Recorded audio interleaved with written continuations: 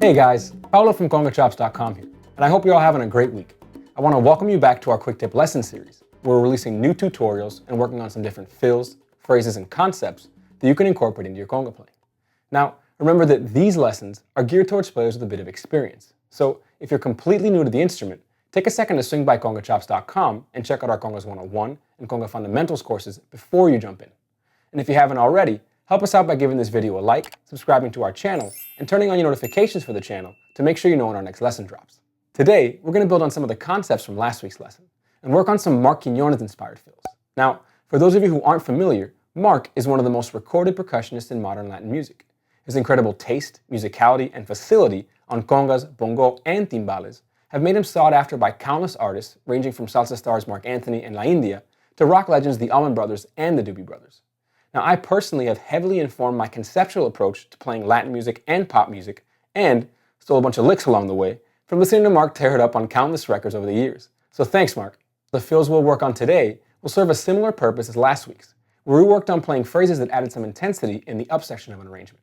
And in the case of the first two examples from that lesson, we used the fills to emphasize the downbeat of a 2, 4, or 8 bar phrase. So if you haven't already, make sure to check out last week's lesson for a quick refresher on how we can use these types of fills within a structured phrase. For today's first fill, we're going to use the and of 3 on the 2 side of the clave as a jumping off point, where we'll play a buildup of constant eighth notes using low drum muffle tones and open tones before resolving back into the groove.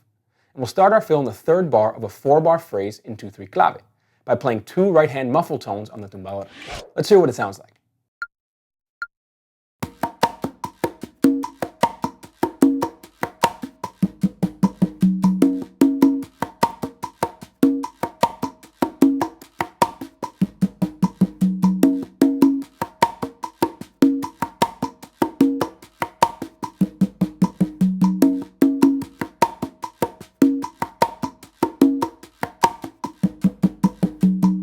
Remember that you can slow down or speed up this and any part of our lessons by clicking the gear icon in the bottom right-hand corner of the video player window to access the settings menu and adjust the playback speed.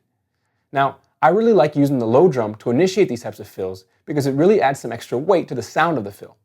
Now, this type of fill is very much influenced by the salidor or tumbador in the rumba o banco, which is the lowest pitched melodic drum in a rumba setting that's predominantly responsible for holding down the groove and initiating and responding to rhythmic phrases, at times using the fills like the ones we just worked on.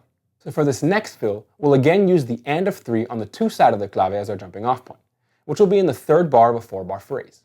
But this time, we'll start with a couple of low drum open tones, followed by muffle tones, a couple more open tones, and finish off with 2 more open tones on our main drum on the first 2 eighth notes of the following 4-bar phrase.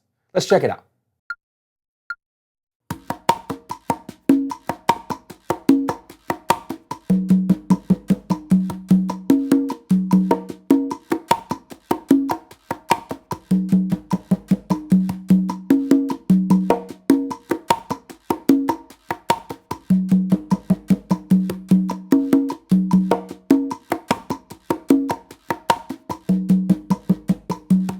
Now we can use this fill in an up section of an arrangement leading into any downbeat, just to emphasize a 2, 4, or 8 bar phrase. Or we can also use it in a more structured way, like we worked on in last week's lesson, playing the fill in the 4th bar of a phrase just after we move from a down section to an up section in an arrangement. So for this last example, let's just work on playing both fills at a bit faster tempo, once every 8 bars over one of our exclusive Conga Chops practice. 1, 2, 1, 2, 3, 4.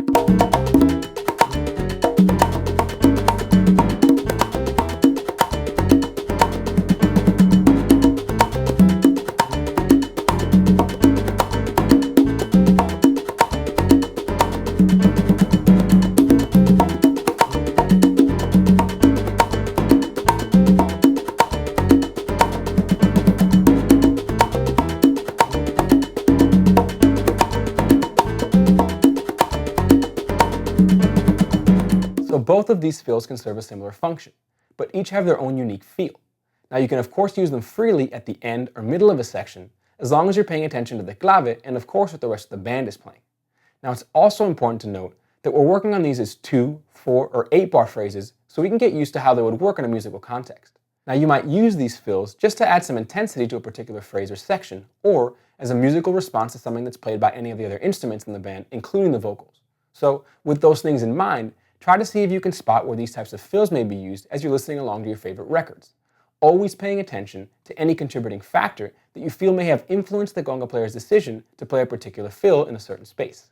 By doing this, you'll start to develop an understanding for when these fills can feel natural to play throughout the course of an arrangement. And of course, at your discretion, feel free to start implementing these fills carefully when you're playing with other musicians to see how they feel to you. Now, if you're interested in learning more about what we do on Conga Chops and how we can help you further your skills, come check us out at congachops.com. We've got an incredible library of step-by-step courses and lessons, over 10 hours of exclusive practice loops, hand-picked Spotify playlists for each pertinent course and lesson on the site, and an amazing community forum where you can meet and discuss with other members, as well as get one-on-one feedback on everything you're working on. Just click the link below to grab your free 7-day trial and see what it's all about.